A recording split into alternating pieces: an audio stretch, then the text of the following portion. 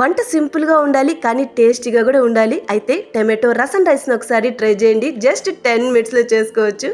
ముందుగా ఒక గ్లాస్ బియ్యము, 2 స్పూన్స్ కందిపప్పుని కడిగి నానబెట్టుకోండి.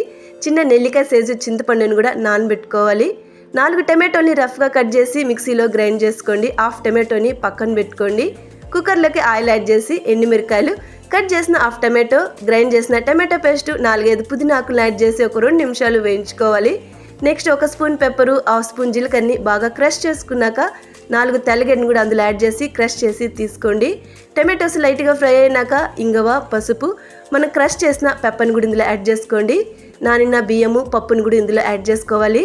చింతపండుని కలిపి ఇందులో యాడ్ చేసుకోండి. నీళ్లు ఒక గ్లాస్ బియ్యానికి 4 గ్లాస్ వరకు నీళ్లు, సాల్ట్, కొత్తిమీర కూడా యాడ్ చేసి కుక్కర్లో ఒక 4 విజిల్స్ పెట్టుకోవాలి. తాలింపు కోసం నెయ్యి యాడ్ చేసుకొని ఆవాలు, జీలకర్ర, కరివేపాకు, తెల్లగడ్డలు యాడ్ చేసుకొని ఈ తాలింపుని అన్నంలో బాగా మిక్స్ చేసుకున్నాక లాస్ట్లో కొత్తిమీర యాడ్ చేసుకోండి. టేస్టీ టమాటో రసం రైస్ రెడీ.